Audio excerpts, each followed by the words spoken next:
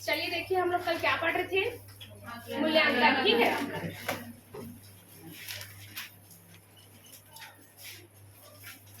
आज क्या पढ़ाऊंगी बोली मैं, सतत एवं व्यापक मूल्यांकन। ठीक है, इसी को बोलते हैं CCE। CCE का फुल फॉर्म होगा आपका कंटिन्यूअस और कॉम्प्रिहेंसिव क्या चीज, मूल्यांकन, इवैल्यूएशन। ठीक है,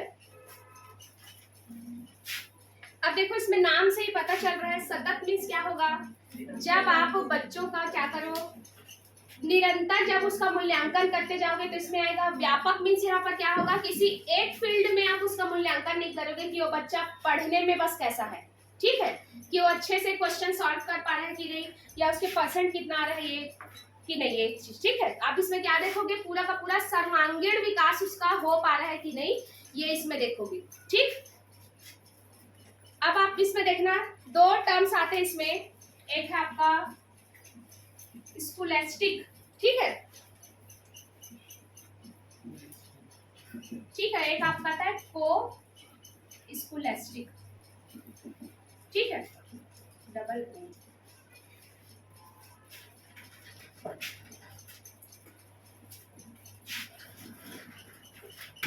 अब देखो यहाँ पर आप इस नाम से ही पता चल रहा है, जब आप उसका क्या देखते हो, सिर्फ स्कूल में जो भी उसके पाठ की चर्चा, मतलब जो उसके सिलेबस में जो चीज निर्धारित किया गया है, आप उसी बस को जब देखोगे तो आपका क्या आएगा, ये स्कूलेस्टिक वाला मूल्यांकन होगा। और उसके अलावा अगर वो दूसरे क्षेत्र में, जैसे हो सकता है अदर एक्टिविटीज में भी उसका कुछ कुछ अचीवमेंट होगा, तो उसका भी मूल्यांकन करोगे तो किसमें आएगा आपका, वो स्कूलेस्टिक मूल्यांकन में आएगा। ठीक है, इसको एस्पेक्ट्स लिख लेना, इसको ना क्षेत्र। अब इसमें एग्जांपल लिखना है, स्कूलेस्टिक में क्या देखोगे आप, सिर्फ और सिर्फ शैक्षिक योग्यता देखोगे उसका, ठीक है, कि उसमें शिक्षा में वो कैसा है। तो इसमें आप क्या करोगे, इसमें जैसे इसमें क्या बोल सकते हैं आप, पेपर पेन वाला जो आपका एग्जाम होगा उसके बेस पे कि बच्चे ने कितना लाया है, 80% लाया, तो यहाँ पर क्या पता चल रहा है कि वो पेपर पेन पे क्या किया, उसका एग्जाम दिया और उसका कितना नंबर आया है, 80 नंबर। ठीक है, अब वहीं पर अगर मैं कोई स्कूलेस्टिक एस्पेक्ट्स देखूंगी तो इसमें क्या आएगा कि वो बच्चा खेल में कैसा है, ठीक है, म्यूजिक में हो गया, लाइफ स्किल में उसका वैल्यू या फिर एटीट्यूड कैसा है, दूसरे के साथ उसका बिहेवियर कैसा है, वो दूसरे के साथ अपना सामंजस्य कैसे बैठा पाता है, तो ये सब चीज इसमें आएगा। ठीक है, लिख लो इसको, एग्जांपल के लिए एक दो लिख लो ताकि याद आएगा। जो आपके लाइफ स्किल्स होते हैं ना, ठीक है, जीने का तरीका, दूसरे से देखो, बच्चा सिर्फ स्कूल जाता है तो क्या पढ़ने के लिए जाता है क्या, उसका और सर्वांगीण विकास के लिए स्कूल भेजा जाता है। ठीक है, उसमें क्या सीखता है कि बड़ों से कैसे बिहेव करना है, जैसे उसके टीचर वहाँ पढ़ा रही है, वहीं पर अपने से छोटे क्लास के बच्चे हैं जो उसके जूनियर्स है, उससे कैसे बिहेव करना है ये भी सीखता है। ठीक है, और क्या देखता है वो, अपना सामाजिक उसका जो क्या बोल सकते हैं उसको, कोरिलेशन, मतलब दूसरों के साथ में वो सामंजस्य कैसे बैठाता है, ये भी चीज तो सीखेगा ना। चार लोग के साथ रहेगा, चार टाइप के लोग मिलेंगे उससे तो उसके साथ में वो सामंजस्य बैठाना भी सीखता है। ठीक है बच्चा, अब इसमें आएगा आपका आर्ट एंड क्राफ्ट वगैरह भी, इसमें सब चीज आएगा। इसमें खेल कूद लिख सकते हो, म्यूजिक, आर्ट एंड क्राफ्ट लिख सकते हो, लाइफ स्किल लिख सकते हो। अगर मैं देखूं इसका एरिया कैसा रहता है, नैरो, और इसका क्या रहता है, वाइड। ठीक है, नैरो मतलब संकीर्ण और ये वाइड मतलब विस्तृत। ठीक है, क्योंकि इसमें सिर्फ क्या शामिल है, इसमें सिर्फ पेपर पेन बोर्ड, मतलब सिर्फ उसका एग्जाम लिए कितना परसेंट आया ये देखिए, और इसमें क्या देखोगे आप, पूरा का पूरा उसने एग्जाम में कितना लेके आया, उसका हो सकता है अदर एक्टिविटीज में उसका परफॉर्मेंस कैसा रहा, ये सब चीज इसमें देखोगे। ठीक है, अब एक टर्म आता है आपका, ये हो गया इतना,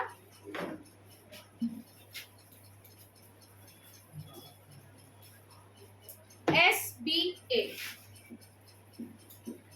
ठीक है, SBA का फुल फॉर्म लिखेंगे, school based assessment, school based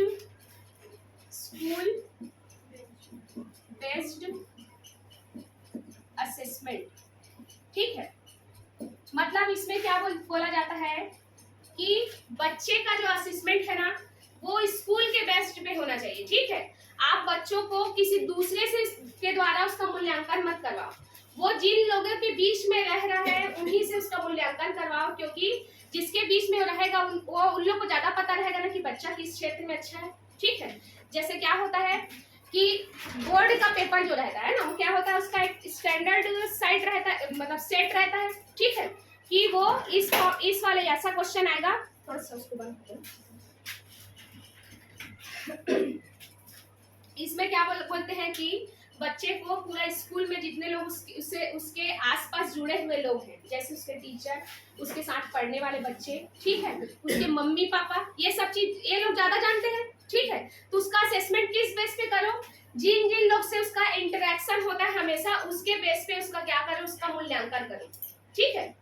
ना कि सिर्फ पेन पेपर नोट पे या फिर कोई दूसरा बाहरी व्यक्ति नहीं आना चाहिए उसका मूल्यांकन करने के लिए। कभी कभी क्या होता है बच्चे लोग जब उससे कुछ क्वेश्चन पूछा जाता है बाहरी, जैसे एक्सटर्नल आते हैं, ठीक है, 10th के एग्जाम में आप लोग देख लो एक्सटर्नल आते हैं, तो जो चीज आप हर रोज टीचर को बताते हो और एकदम आपका क्लियर कॉन्सेप्ट रहता है, वो भी एक्सटर्नल के डर से आपको क्या हो जाता है, हेजिटेशन की वजह से आप उसको जवाब नहीं दे पाते। क्यों? क्योंकि वो कोई बाहरी व्यक्ति है और वहीं पर आपकी टीचर पूछेगी तो आप थोड़े से फैमिलियर रहते हैं बच्चे, तो उसको आसानी से जवाब दे सकते हैं, ठीक है। तो यहाँ पर आप कोई बाहर से मत बुलाओ, वो उसके आसपास जितने भी लोग हैं उनके द्वारा ही क्या किया जाए, वहां पर असेसमेंट किया जाए बोला जाता है इसमें, ठीक है। अब एक होता है आपका स्टैंडर्ड टेस्ट, लिखना मानक परीक्षण, स्टैंडर्ड टेस्ट, मानक परीक्षण। इसमें क्या होगा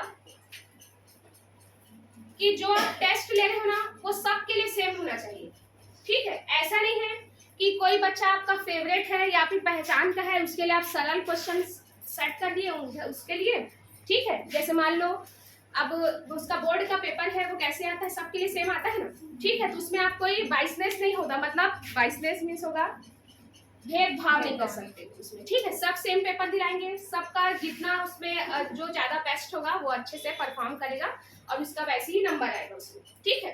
तो ये क्या होता है आपका स्टैंडर्ड टेस्ट होना चाहिए, तभी उसका सही मूल्यांकन हो सकता है बच्चे का, ठीक। जैसे मान लो मैं किसी चीज में बच्चे का मूल्यांकन करी, हो सकता है मेरा पड़ोसी हो या फिर मेरे रिश्तेदार, मतलब कोई रिश्तेदार हो, तो मैं इसको क्या करूंगी, मार्क्स ज्यादा दे दूंगी, तो गलत होगा कि नहीं, उसका सही मैं टेस्ट ले पाई, क्या नहीं ले पाई, बाइसनेस की वजह से, ठीक है। चलो ये हो गया। अब देखना आप लोग लिखना, कल नहीं लिखा पाई थी इसको, मूल्यांकन की विशेषताएं, मूल्यांकन की विशेषताएं। पहला लिखेंगे वैधता, वैधता। दूसरा है आपका विश्वसनीयता, वैधता, विश्वसनीयता।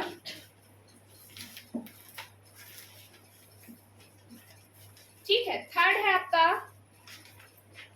व्यवहारिक, व्यवहारिक। फोर्थ लिखेंगे आप लोग वस्तुनिष्ठ, और फिफ्थ है आपका व्यापक या फिर समग्र, ठीक है। अच्छा चलो बताओ, कल मैं पूछी थी आप लोग से कि परसेंट के हिसाब से अगर मैं देखूं तो फॉर्मेटिव और समेटिव का कितना परसेंट होना चाहिए, ठीक है। अगर मैं समेटिव और फॉर्मेटिव बोलती थी तो 40, थोड़ा दिमाग को रखना ना कि पहले किस वर्ड को बोला है, ठीक है। तो चलो देखो इसमें वैलिडिटी, ये है आपका पहला, अगर जो इंग्लिश में है क्या कोई, मतलब इंग्लिश मीडियम वाला, तो उसमें लिख लेना वैलिडिटी। दूसरा है आपका रिलायबिलिटी, रिलायबल जो होता है। तीसरा है आपका ये होगा प्रैक्टिलिटी, ठीक है, प्रैक्टिकल वाला जो है, प्रैक्टिकल वर्ड में इसमें लिटी जोड़ देना। फिर आप लिखेंगे इसमें वस्तुनिष्ठ में लिखेंगे ऑब्जेक्टिव, ठीक है। उसके बाद है आपका व्यापक, व्यापक मीन्स होगा यहाँ पर जो पूरा होल, जो सभी के लिए क्या हो ये रूल लागू हो। तब देखो इसमें अगर मैं वैधता की बात करती हूँ तो वैधता मीन्स ये होगा कि अगर मान लो कोई आप टेस्ट का, जैसे टेस्ट पेपर क्या किए हो आप वहां पर सेट करे हो, जैसे मान लो मैं कोई मैथ्स का रूल है, ठीक है। अगर मैं उसको मैथ्स का रूल अगर टेस्ट करने के लिए लगा रही हूँ तो क्या होना चाहिए, जिस उद्देश्य से मैं उस रूल को बनाई हूँ ना, उससे उससे वो उद्देश्य क्या होना चाहिए, प्राप्त होना चाहिए। ठीक है, जैसे मैं क्या चीज कर रही हूँ, जैसे इस क्लास में किसी को अच्छा पेंटिंग अगर आता है, ठीक है, या फिर जैसे मैथ्स का रूल ही है, जैसे ये वाला रूल a का स्क्वायर माइनस b का स्क्वायर, ठीक है, तो इसका वो क्या होता है, a प्लस बी और a माइनस बी। ठीक है, तो इससे क्या होना चाहिए, जब आप रखोगे ना इसमें जितना भी वैल्यू दिया है a और b का, तो जो आएगा इसका आंसर वो सब कोई जब भी मैं निकालूंगी तो भी उसका सेम आंसर आना चाहिए और आप लोग भी निकालोगे तो उसका सेम आंसर आना चाहिए। ठीक है, तो ये तो मेन क्या होता है आपका, रिलायबल होता है। ठीक है, रिलायबल इसका मतलब दूसरा आपका विश्वसनीय, मतलब मेरे द्वारा जब टेस्ट किया जाए तो भी सेम रिजल्ट होना चाहिए और आपके द्वारा भी टेस्ट किया जाए तो सेम रिजल्ट होना चाहिए। ठीक है, ये क्या होगा इसका, विश्वसनीय। ठीक, और इसका मतलब होता है वैधता में लिख लेंगे आप लोग, जिस उद्देश्य के लिए आप वो उस परीक्षण को या मूल्यांकन को कर रहे हो ना, वो प्राप्त हो रहा है कि नहीं। ठीक, जिस उद्देश्य से मूल्यांकन किया जा रहा है वह प्राप्त हो रहा है कि नहीं।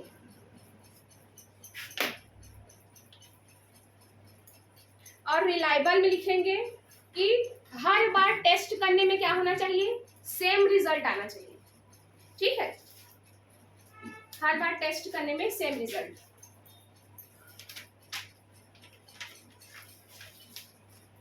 अब आप क्या करोगे, यहाँ पर जब परीक्षण करोगे आप किसी भी बच्चे का, अगर मान लो मूल्यांकन कर रहे हो, तो क्या होना चाहिए, व्यवहारिक होना चाहिए, उसमें किसी भी प्रकार का बाइसनेस नहीं होना चाहिए। बाइसनेस मतलब यहाँ पर आप भेदभाव नहीं करोगे। ठीक है, आप अगर किसी एक वो स्टैंडर्ड फॉर्म रखे हो किसी चीज को टेस्ट करने का, तो वो सबके लिए सेम ही रहना चाहिए। ठीक है, तो किसमें आएगा ये, व्यवहारिक में। अब अगला है वस्तुनिष्ठ। यहाँ पर वस्तुनिष्ठ मतलब ऑब्जेक्टिव। वहाँ ऑब्जेक्टिव भी समझते क्या है, बताओ तो। आप लोग का जो पेपर होता है सब्जेक्टिव होता है कि ऑब्जेक्टिव? ऑब्जेक्टिव मतलब आपको सीमित कर दिया गया है, क्लोज एंड है ना। यहाँ पर आप ओपन एंडेड हो क्या, बताओ। क्लोज है, क्लोज मतलब 4 ऑप्शन में से आप किसी एक को चूज करोगे। ठीक है, तो यहाँ पर आपका क्या होना चाहिए, जो भी टेस्ट है वो क्या होना चाहिए, वस्तुनिष्ठ। ठीक, फिर आपका व्यापक और समग्र, इसमें क्या होना चाहिए, सभी, ये सभी गुण क्या होने चाहिए, समाहित होने चाहिए इसमें, कि वो क्या हो, वैध हो, विश्वसनीय हो, व्यवहारिक हो, आपका वस्तुनिष्ठ हो। ठीक, अब एक आता है आप लोग का इसमें टेस्ट में, अभी टेस्ट का बात करी थी तो लिखना नॉर्म रिफरेंस टेस्ट। इसका नाम ही है, इंग्लिश में भी यही नाम है, हिंदी में कोई पता है क्या किसी को? Norm reference test, norm reference test. ठीक है, NRT, इसको NRT बोलते हैं। ठीक, और एक दूसरा आता है आपका क्राइटेरिया रिफरेंस टेस्ट, दूसरा है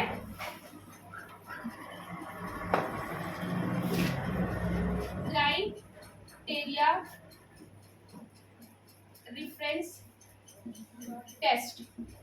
ठीक है, अब ये क्या होता है आप लोग का, देखो इसमें एक एग्जांपल देती हूँ आपको, उससे समझ में आ जाएगा। इसमें नॉर्मल रेफरेंस टेस्ट है ना जो आपका, वो क्या होगा आपका, एक प्रकार से आप टॉप 10 में आ रहे हो कि नहीं ये देखा जाएगा। अगर मैं 2 एग्जाम पेपर का आपको एग्जांपल देती हूँ, अगर आप अभी सीजी टेट को क्वालिफाई कर लिए, ठीक है, अगर आपका सीजी टेट निकल गया तो उसमें आप क्वालिफाई हुए। ठीक है, और वहीं पर आप सहायक पेपर जब दोगे ना और आपका अच्छा मार्क्स आएगा, आपका सिलेक्शन होगा, तो क्या होगा, ये नॉर्मल रेफरेंस टेस्ट। ठीक है, इसमें सिर्फ क्या देखा जाता है, आपका क्वालिफिकेशन।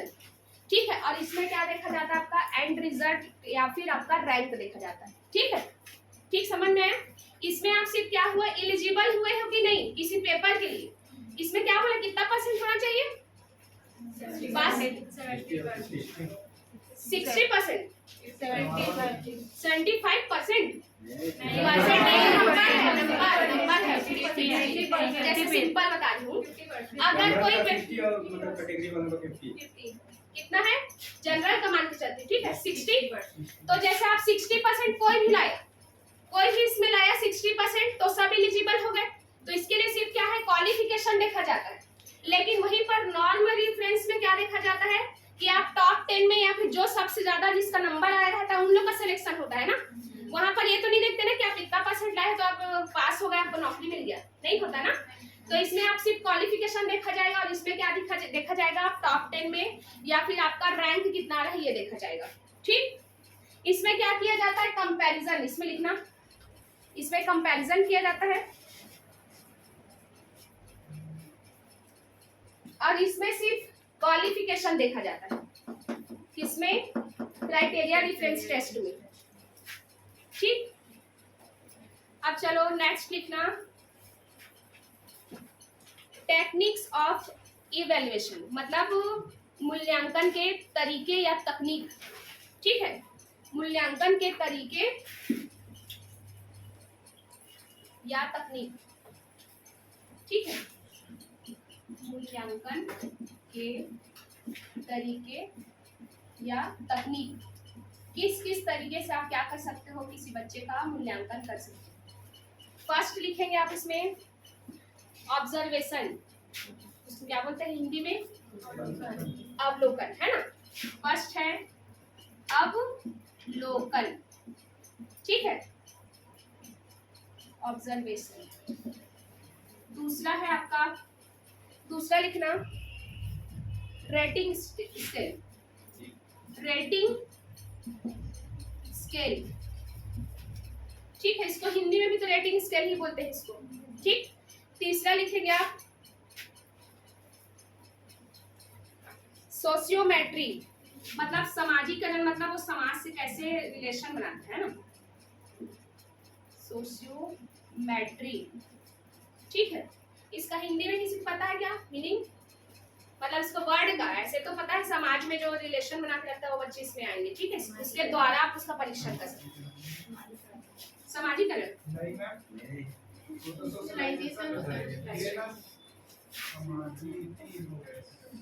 क्या पता, मेरे को इंग्लिश में मिल पाए, हिंदी में मिल पाए, ठीक, मैं इसका मीनिंग समझाती हूँ, आपको समझ में आ जाएगा। ठीक है, फिर नेक्स्ट है आपका लिखेंगे इंटरव्यू। इंटरव्यू क्या बोलते हैं, इंटरव्यू, साक्षात्कार। ठीक है, फिर फिफ्थ है आपका, फिफ्थ है लिखना पोर्टफोलियो, तो जानते हो आप लोग, इसको हिंदी में भी वही बोलते हैं, पोर्टफोलियो। ठीक है, और 6 नंबर है आपका एनेक्डोटल। ठीक है, एनेक्डोटल वर्ड थोड़ा सा अलग है, ये भी आपका वही इंग्लिश में ही वर्ड आता है। ठीक है, रिकॉर्ड, रिकॉर्ड। ठीक है,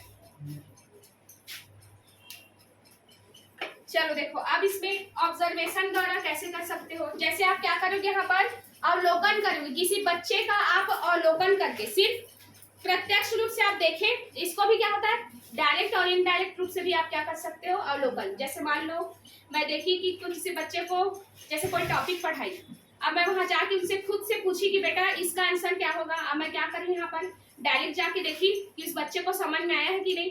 अगर मान लो उसके बाद अब मैं क्या करूँ, इनडायरेक्ट, मतलब कहीं कुछ मैनर्स का चीज या फिर कुछ दूसरे के साथ बिहेव करने वाला चीज अगर मैं उसको सिखाई हूँ और मैं उसको छुप के क्या कर रही हूँ, देख रही हूँ, उसको नहीं पता है। ठीक है, आप प्रत्यक्ष रूप से, फिर आपको पता चलेगा ना कि वो बच्चा रियल में मैंने जो सिखाया कि जैसे चोरी नहीं करना चाहिए या फिर मारपीट नहीं करना चाहिए, तो उस चीज को फॉलो कर रहा है कि नहीं। अगर वो डायरेक्ट उससे जाके पूछेगी तो प्रत्यक्ष में आएगा, प्रत्यक्ष आपका अवलोकन, और दूसरा अप्रत्यक्ष में क्या आएगा, आप किसी के थ्रू या फिर छिप कर, जिसको उसको बच्चे को पता नहीं है, तब आप उसका अवलोकन करके किसमें आएगा आपका, ये ऑब्जर्वेशन में। ठीक है, ऑब्जर्वेशन में यही होता है ना कि आप क्या करते हो, जैसे आप एकदम से शांत हो और यहाँ पर सबका बिहेवियर आप देख रहे हो कि कौन कैसा, इससे पता चल जाता है ना एटीट्यूड से कि कौन बच्चा आपको, अभी इसी क्लास में हूँ तो कौन किस एटीट्यूड से मैंने पढ़ा है हमें पता है, तो इससे पता चल जाता है। ठीक है, वैसे ही सेम दूसरा है आपका रेटिंग स्केल। सिंपल, इसमें आप लोग देखे हो ना, जैसे जोमेटो वगैरह से खाना मंगाते हो या फिर कुछ ऑनलाइन शॉपिंग करते हो, कुछ बोलते हैं सर रेटिंग दीजिए, मैम रेटिंग दीजिए, तो इसमें आप क्या करते हो, बच्चे को रेटिंग देते हो। ठीक है, A 1 to 9 कि इस बच्चे ने कितना अच्छा परफॉर्म किया, तो इसमें आएगा रेटिंग। ठीक, फिर थर्ड है आपका सोशियोमेट्रिक, मतलब यहाँ पर ये देखोगे बच्चे का अवलोकन कैसे करोगे कि बच्चा दूसरों के साथ में कितना अच्छे से क्या कर पा रहा है, अपना संबंध बना पा रहे हैं। जैसे देखे हो ना आप लोग, कई बच्चे लोग आपस में लड़ते हैं बहुत ज्यादा, और कई बच्चे लोग कैसे रहते हैं आपस में मस्त कोऑर्डिनेशन के साथ में खेलते कूदते रहते हैं, पढ़ते रहते हो, ठीक है। तो उसका सोशल रिलेशनशिप कैसा है उस बच्चे का बाकी लोग के साथ, तो ये इसमें आएगा, ठीक है। अब इसको कैसे पता लगा सकते हो, जैसे मान लो आप क्लास में, छोटे क्लास में मॉनिटर चुना जाता था ना, तो उसमें 4-5 लोग को आप क्या करते थे, चूज करते थे कि आपका इसी में से ही क्या होगा मॉनिटर। अब बच्चे किसको चूज करेंगे, जिससे उसका अच्छा बनता हो। तो इससे भी एक तरीका है, ठीक है, मूल्यांकन करने का कि वो बच्चा समाज से कितने अच्छे, समाज मतलब वहाँ पर जो बच्चे हैं, ठीक है, उनसे कितना अच्छे से अपना रिलेशन बना के रखा है, तभी तो उसको चूज करेंगे ना। जैसे मान लो उसको बनता नहीं होगा तो क्यों चूज करेंगे लोग। फिर नेक्स्ट है आपका इंटरव्यू। इंटरव्यू के बहुत सारे तरीके होते हैं, या तो आप डायरेक्ट ऐसे क्वेश्चन पूछ सकते हो ऐसे मुंह से, या फिर एक अलग से फॉर्मेट बना के आप रख सकते हो, वो हाँ या ना में जवाब देगा, ठीक है। इंटरव्यू जानते हो ना आप लोग, जैसे आप लोग जॉब के लिए इंटरव्यू लेने जाते हो, तो आप देने जाते हो वहाँ पर, तो क्या रहता है, वो सामने आपके बैठे रहेगा और आपसे क्वेश्चन पूछेगा और आप उसका आंसर देते हो। वैसे आप बच्चे से भी कर सकते हो कि सबका आप क्या कर सकते हो, क्वेश्चन का आंसर पूछ सकते हो, ठीक है। तो इससे भी पता चल जाएगा, उसका मूल्यांकन हो सकता है। फिर आपका ये पोर्टफोलियो, ठीक है। पोर्टफोलियो मीन्स क्या होता है कि आप क्या करते हो, बच्चे का जो अचीवमेंट होता है, ठीक है, किसी बच्चे का जो अचीवमेंट होता है उसको क्या करते हो, रिकॉर्ड करके रखते हो। इसमें किसी फाइल में, या तो आप उसके किसमें हो सकता है, हार्ड कॉपी में हो सकता है, सॉफ्ट कॉपी में भी। ये मतलब आप यहाँ पर क्या कर सकते हो, पेन ड्राइव में रख सकते हो, ठीक है।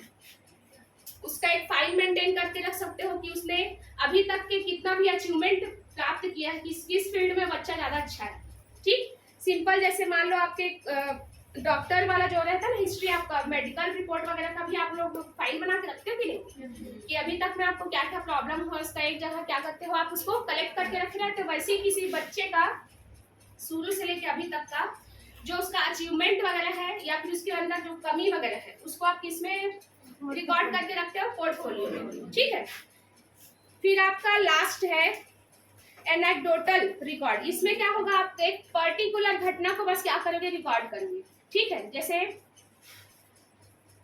टीचर लोग देखना उसके डेली डायरी में लिखे रहते ना कि आज आपके बच्चे, मतलब आज इसने किसी का पेन तोड़ दिया, ठीक है, या फिर आज इसने मार पिटाई की, ठीक। तो इसको क्या करते हो, एक छोटे से स्टोरी फॉर्म में आप उसको क्या करते हो, उस डायरी में लिख के रखते हो, उसको रिकॉर्ड करके रखते हो, ठीक है। वो एकदम से बड़ा बड़ा वाला कांड नहीं रहेगा, वो छोटा सा, जैसे मान लो कुछ गलती की है उसको आप उसमें क्या करते हो, लिखते हो। तो आप इसमें लिख लो, पर्टिकुलर घटना को क्या करते हो आप यहाँ पर रिकॉर्ड करते हो, ठीक। और कौन से फॉर्म में, स्टोरी फॉर्म में, और वो भी डेट के हिसाब से। अगर आप डेट के हिसाब से किसी घटना को स्टोरी फॉर्म में क्या कर रहे हो, रिकॉर्ड करके रख रहे हो, तो आपका एनेक्डोटल रिकॉर्ड कहलाता है ये।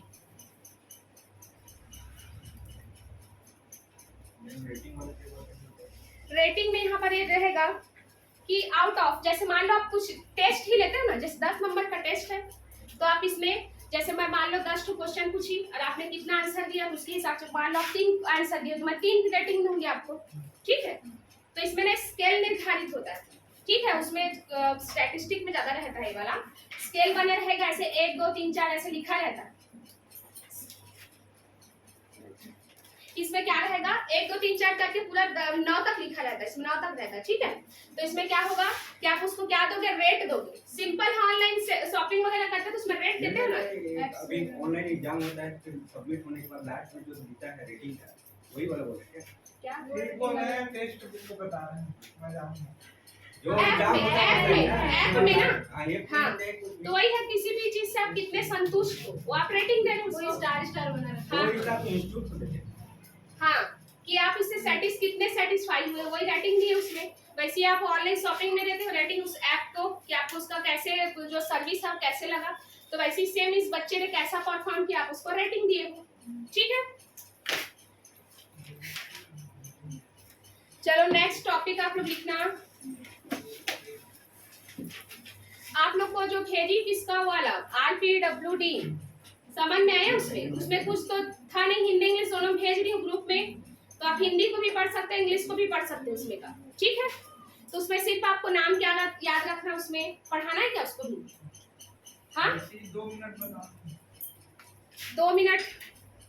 देखो उसमें क्या है, सिंपल, पहले का जो वो था, रूल था ठीक है, पीडब्ल्यूडी के लिए। उसमें सिर्फ 7 प्रकार के क्या थे, डिसेबिलिटी। ठीक है, 7 प्रकार के बस डिसेबिलिटी थे, मतलब अक्षमता थी। ठीक है, अब क्या किया, उसको 3 गुना बढ़ा दिया गया है कि अब 7 × 3 मतलब 21। अब 21 प्रकार के जो डिसेबिलिटी के लिए क्या दिया है, अब उस रूल में प्रावधान दिया गया है। ठीक है, जो भी आपका एक्ट बना उसमें, तो उसमें मेन अभी जो जुड़ा उसमें क्या क्या मेन है, एसिड अटैक वाला।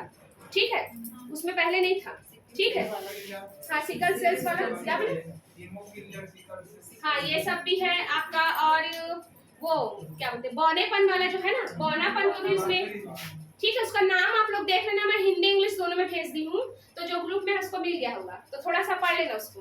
ठीक है, और कब लागू हुआ है, 2016 में। यही 2016 में एक और चीज था, 2017 में लागू है, 2016 में बना, एक्ट बना है, 2017 में लागू हुआ।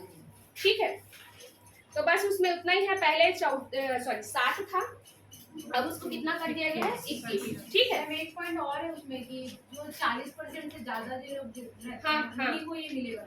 हाँ, और कितना 3 से 4% उन लोग के लिए क्या रखा जाता है, रिजर्व रखा जाता है। और हर जगह में जैसे पब्लिक सेक्टर वगैरह है, जो भी चीज, जैसे मान लो बस है, ट्रेन है, ठीक है, स्कूल है, कॉलेजेस है, उसके लिए वैसे टाइप के रिसोर्स का क्या करना चाहिए, प्रबंध करना चाहिए। कि जैसे मान लो, वही सेम आपको एग्जांपल देती हूँ मैं, कोई बच्चा अगर व्हील चेयर में चल के आ रहा है तो सीढ़ी तो चढ़ नहीं पाएगा, तो बस स्टैंड में चाहे आपका ट्रेन वगैरह हो, वैसे उसके लिए उस वहां पर उसके जाने की क्या होनी चाहिए, सुविधा हर जगह पे, ताकि वो ये महसूस मत करे कि मैं चल नहीं सकता तो मैं कैसे ट्रैवल करूँ या फिर मैं वहाँ कैसे जाऊँ। तो उनके सबके लिए वहाँ पर क्या होनी चाहिए, सुविधा होनी चाहिए। ठीक है, और सिर्फ 40% ही जो रहेगा डिसेबल, उसी को इस कैटेगरी में जो भी छूट वगैरह है वो मिलेगा।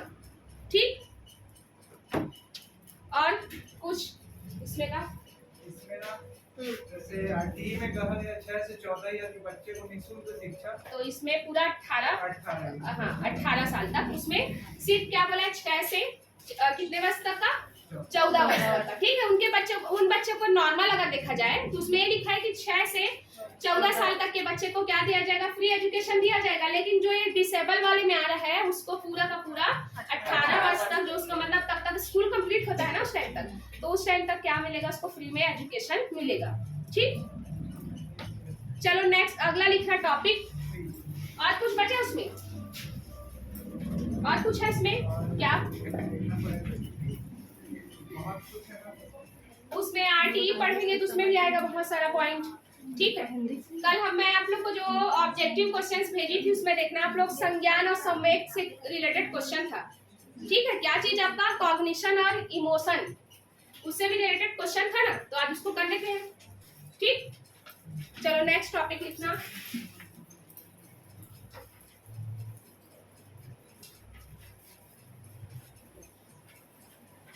डेट तो बढ़ गया है, आप लोग जो फॉर्म में डाले हैं वो डाल लेना डेट का। संज्ञान एवं संवेग। ठीक है, एग्जाम का डेट वही था, एग्जाम डेट वही है, बस ना फॉर्म भरने का डेट वो नहीं बढ़ सकता ना, क्योंकि जब तक रिजल्ट नहीं आएगा आपका, ये सब फॉर्म कैसे निकलेगा, इसलिए उसको वही रखे हैं। बस जो लोग छूट रहे हैं वो लोग बस अप्लाई कर सके इसलिए। चलो लिखना अब इसको, कॉग्निशन, और ये होता है आपका इमोशन। ठीक है, चलो अब आप देखो इस वर्ड का मीनिंग जो आपका संज्ञान है, संज्ञान मीन्स होता क्या है, ज्ञान प्राप्त करना। इस एक वर्ड का अगर मीनिंग देखूं मैं तो ज्ञान प्राप्त करना। ठीक है, ज्ञान या फिर अर्थ निकालना, इसको क्या बोल सकते हो आप, ज्ञान या अर्थ निकालना। ठीक, हम लोग इसको और इसमें पढ़े थे ना पीछे क्लास में, कॉग्निशन किसका था, पियाजे की, है ना। तो उनके विकास के सिद्धांत में सब आता है, क्या चीज आपका, कॉग्निटिव डेवलपमेंट करके। ठीक है, संज्ञानात्मक विकास। तो देखो इसको आप लिखना, जैसे मान लो इसको संज्ञान मीन्स यहाँ पर यही होगा कि जब आप किसी व्यक्ति या वस्तु या घटना किसी भी चीज को देखते हो तो आपके माइंड में जो उसके लिए क्या होती है, धारणा बनती है। ठीक है, तो आपका क्या कहलाएगा, ये संज्ञान। जैसे मान लो आप, जैसे छोटे बच्चे जो लोग ये कोई जानवर का क्या नाम है वो सब चीज नहीं जानते, अब उसको देखेंगे वो लोग, उसके बाद आपको कोई इसको बताएगा कि ये क्या है, कुत्ता है, ये बिल्ली है, तब उसके माइंड में क्या आएगा, वो तब उसके माइंड में वो बैठेगा कि हाँ इस टाइप का जो दिखता है या इस टाइप का जो होता है वो क्या होता है, डॉगी होता है, कैट होता है, या फिर पेड़ पौधे या फिर इंसान, सब कुछ ऐसे देखेगा वो। ठीक है, अब आप लोग इसमें लिखना इसको आगे।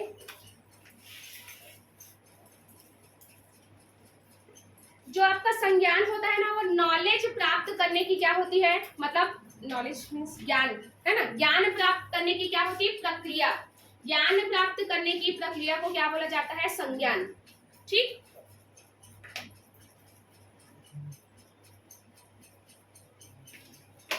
अब संज्ञान प्रक्रिया में क्या क्या शामिल होता है, लिखना संज्ञान प्रक्रिया करके। इसमें आप क्या करते हो, कल्पना, ठीक है, इमेजिनेशन। दूसरा है आपका चिंतन करते हो, तर्क निकालते हो। ठीक, संज्ञान प्रक्रिया में क्या क्या आएगा, कल्पना करना, चिंतन करना या तर्क निकालना। ठीक, अब देखो जैसे मान लो कोई बच्चा जैसे क्या चीज देखा, बारिश होते हुए देखा, ठीक है, तो क्या करेगा, अब उसको उसकी जैसे आप लोग कभी लोग को देखे ना, बारिश को हम तो नॉर्मली जो बारिश हो रहा है उसको सिर्फ बारिश हो रहा है सोचते हैं, ठीक है, लेकिन जो कवि लोग होते हैं उन लोग का देखना अलग ही इमेजिनेशन रहता है उसमें। वो लोग सिर्फ किसी एक चीज को देख के सिर्फ वो इंसान है या फिर ये जानवर है या पेड़ पौधा ऐसे नहीं देख पाते, उन लोग का अलग ही दिमाग चलता है। तो सबको यहाँ पर अलग अलग उस तरीके से क्या करते हैं, किसी भी चीज को के लिए अपनी धारणा बनाते हैं। ठीक है, चिंतन करना मतलब यहाँ पर चिंतन मीन्स क्या होगा, मैं आप लोग कुछ टाइम पे एक डायग्राम बनाई थी, ये क्या है आपका मस्तिष्क। ठीक है, मस्तिष्क हुआ आपका, तो इसमें जैसे जैसे जितना भी आपका क्या है सूचनाएं आ रही है वो अपने दिमाग में बैठाते जा रहे हो कि ये पेड़ होता है, ये क्या होता है, ये कुत्ता होता है, बिल्ली होता है, ये क्या होता है, जैसे आप रोना, हंसना या फिर ये सब चीज जब आपके अंदर दिमाग में बैठते जाएगा उसके बाद जो प्रोसेस होकर निकलेगा यही क्या कहलाएगा, आपका संज्ञान कहलाता है। ठीक है, जो भी सूचनाएं आपके दिमाग में आई आप उसको कैसे परसीव करें, उसको कैसे ग्रहण करें, उसके बाद उसके बारे में आपका क्या निष्कर्ष निकला वो आपका क्या कहलाएगा, संज्ञान कहलाएगा। ठीक है, अब अगला आप लोग लिखेंगे इसका, लिखो संज्ञानात्मक विकास के चरण। संज्ञानात्मक विकास के चरण,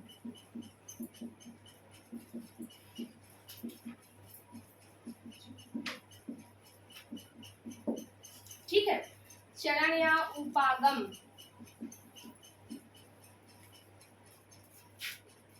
चलो फर्स्ट लिखना अवधान, जिसको बोलते हैं अटेंशन, अवधान इसको बोलते हैं अटेंशन।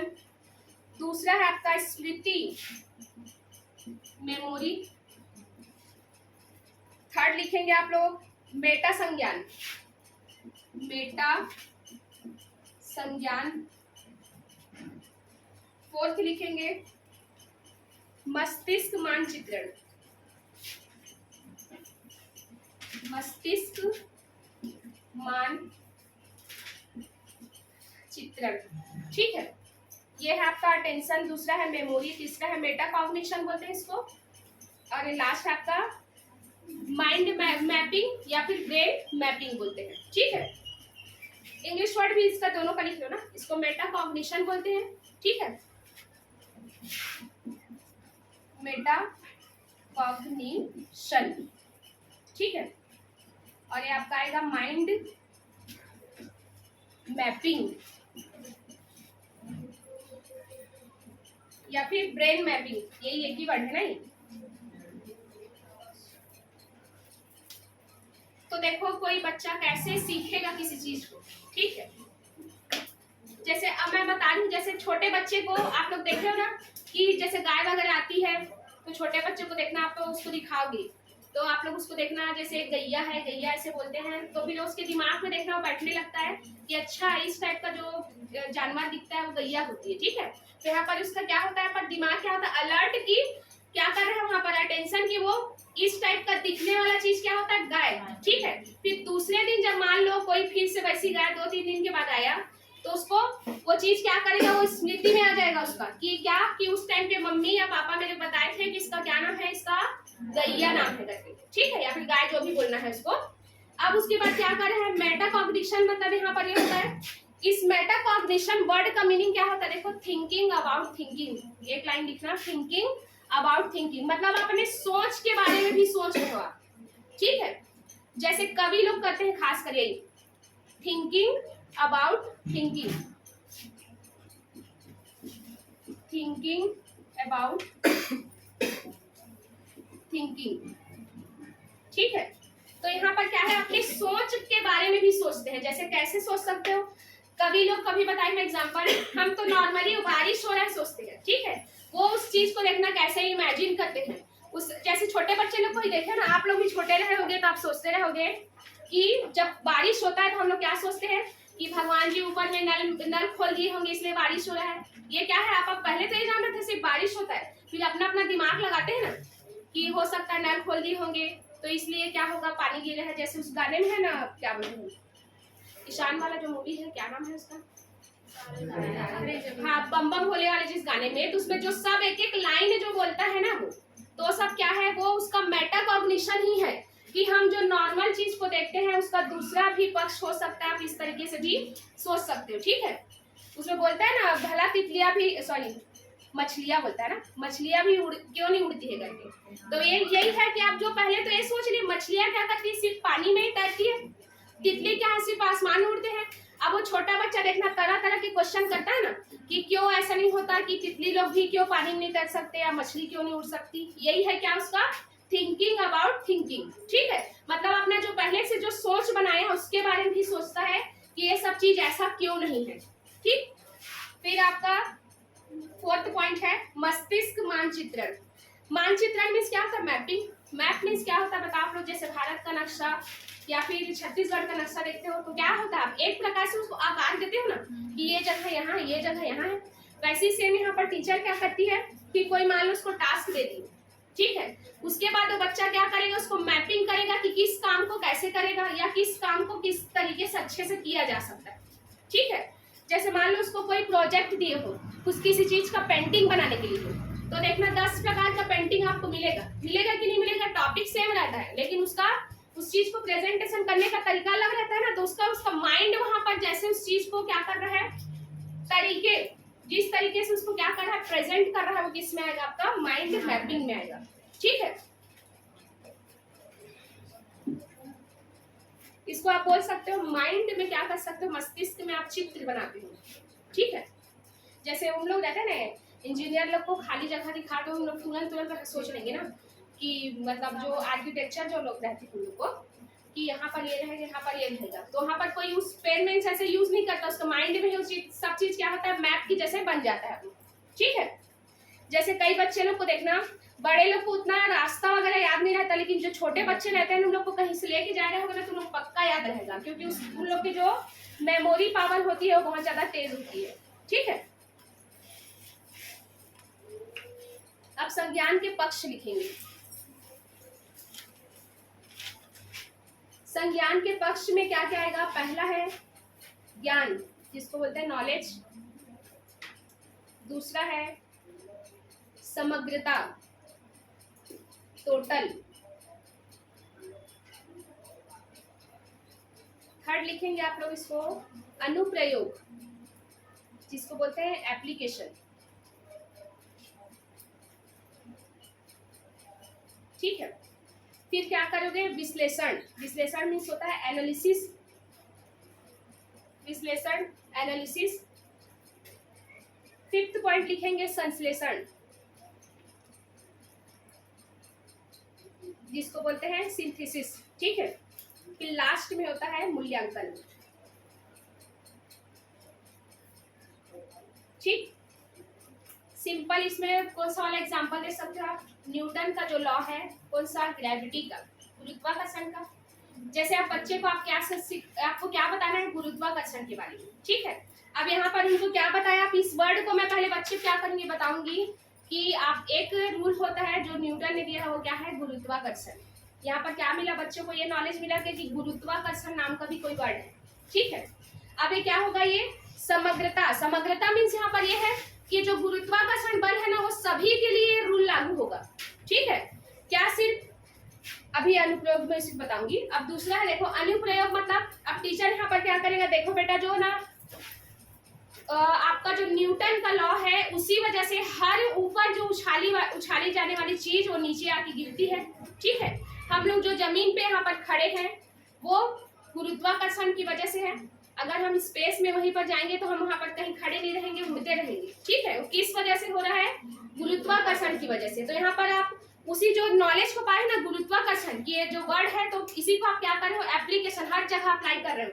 अब देखना सब बच्चे क्या ट्राई करेंगे, सब चीज को ऊपर उछाल के देखेंगे, फिर उस चीज के बारे में बताने वो अपने घर जाएंगे ना, तो जैसे मान लो पानी भी गिर रहा है तो नीचे ही गिरता है, ऊपर क्यों नहीं जाता?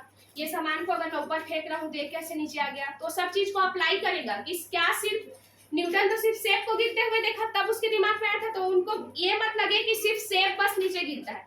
वो लोग सब चीज में क्या करने लगे? उस चीज को अप्लाई करने लगे कि हर सामान जो ऊपर उछालते हो आपको नीचे गिरता है। क्यों? गुरुत्वाकर्षण की वजह से। अब क्या करोगे आप यहाँ पर?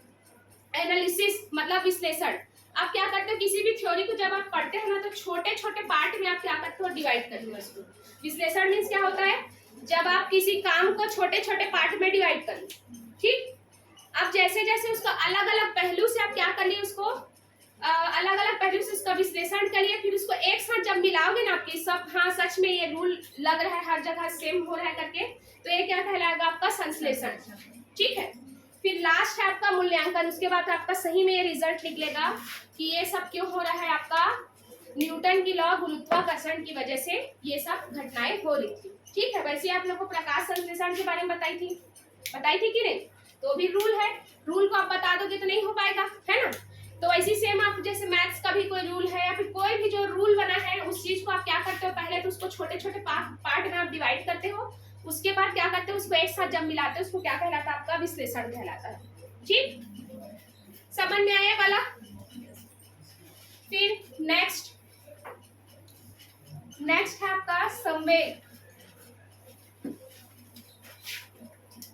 ठीक है, संवेग मीन्स क्या होता है? इमोशन। ठीक है, इमोशन जो है आपका इमूवर वर्ड से बना हुआ है, जो लैटिन वर्ड है इमूवर, उस वर्ड से बना हुआ है इमोशन। ठीक है, लैटिन भाषा से। ठीक है, लैटिन वर्ड है इमूवर, जिसका मतलब क्या होता है? To move. To move. ठीक है, या फिर आपका कोई भी ऐसा चीज जो आपको उत्तेजित करता है। ठीक, तो यहाँ पर क्या आएगा? To move.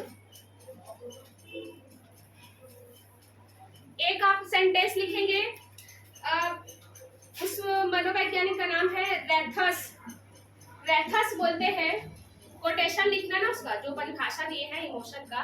रेथस नाम के जो मनोवैज्ञानिक है उन्होंने इमोशन का की परिभाषा दी है उन्होंने, उसको लिखना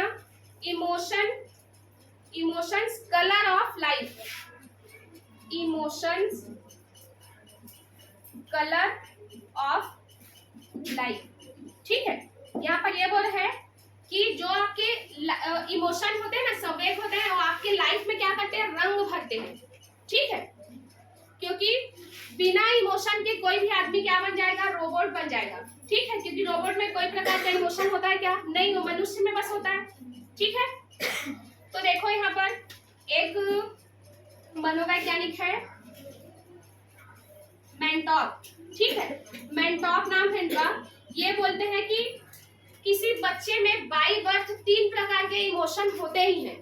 क्या क्या आपका लिखेंगे इसमें? फियर, ठीक है, डर, और है आपका एंगर, क्रोध, और तीसरा है आपका लव, प्रेम। ठीक है, ये जो मनोवैज्ञानिक है ये बोलते हैं कि किसी भी बच्चे के अंदर ये 3 प्रकार के इमोशन बाय बर्थ होता है। ठीक है, अब जो आपके एरिस्टोटल, जो अरस्तु है, वो क्या बोलते हैं?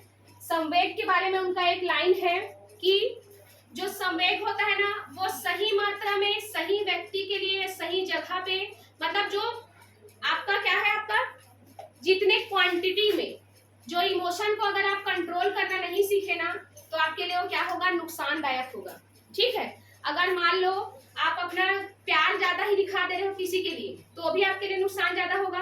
अगर किसी के लिए गुस्सा ज्यादा दिखा दे रहे हो तो भी आपके लिए नुकसान होगा। तो इस सब का क्या करना है आपको, बैलेंस बना के रखना है। तो कौन बोला है ये वाला लाइन, अरस्तु, ठीक है। वो ऐसी है, बस सब चीज सही क्वांटिटी में, जो आपका जो संवेग होता है उसको सही मात्रा में, सही व्यक्ति के लिए, सही जगह में, ठीक है, अगर आप यूज करो ना तभी वो आपके काम का है। अगर मान लो इसको आप बैलेंस नहीं बना के रखे तो आपके लिए नुकसानदायक हो गए, ठीक।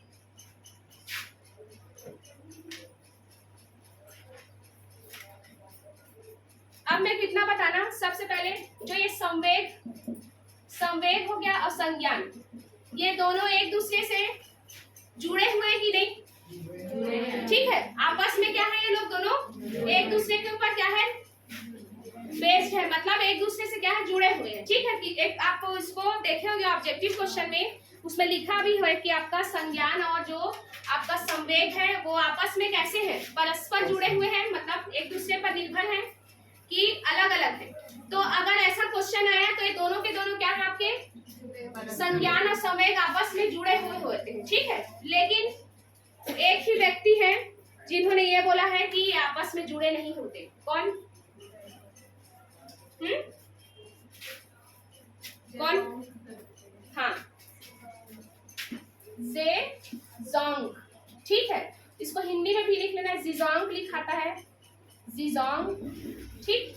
यही बस महारथी हैं, ये बोलते हैं कि दोनों आपस में एक दूसरे के ऊपर निर्भर नहीं होते, दोनों अलग अलग होते हैं, ठीक है। ज़ेजोंग बोले हैं, ठीक। अब बाकी आप खुद बताओ, जैसे मान लो मैं किसी टॉपिक को आज पढ़ा रही हूँ और आज मान लो आप अपने घर से लड़ाई हो गया है, ठीक है। तो आपको देखना उस टाइम पे मैंने कुछ पढ़ाया हुआ चीज उतने अच्छे से आप उसको समझ नहीं पाओगे। मतलब यहाँ पर संज्ञान में समझना और आपका इमोशन क्या है, यहाँ पर गुस्सा, तो आप उस चीज को अच्छे से समझ नहीं पाओगे। लेकिन वहीं पर अगर मान लो आप एकदम खुश हो या आपके अंदर एकदम मोटिवेशन है कि मुझे ये वाला एग्जाम क्लियर करना है, तो आपको देखना हर चीज अच्छे समझ में आएगा, ठीक है। तो आप हमेशा इनको बस अगर छोड़ दिया जाए तो आप जो भी ऑप्शन आएगा तो आप क्या बोलोगे कि ये दोनों आपस में क्या है, परस्पर निर्भर है, ठीक है। और ये एक पक्षीय होता है कि द्विपक्षीय? द्विपक्षीय मतलब दो दिशा होता है इसका, किसका, संवेग और इमोशन का, ठीक है। ये इधर से भी जा सकता है, इधर से भी आ सकता है, तो ये द्विपक्षीय लिख सकते हो, ठीक है। यार मतलब दो दिशा होती है इसकी। ये भी क्वेश्चन आया हुआ कि द्विपक्षीय है ना, कि एक पक्षीय होता है कि द्विपक्षीय होता है, कोई नहीं, कोई सा भी नहीं होता, तो आपका क्या होता है, ये द्विपक्षीय होता है।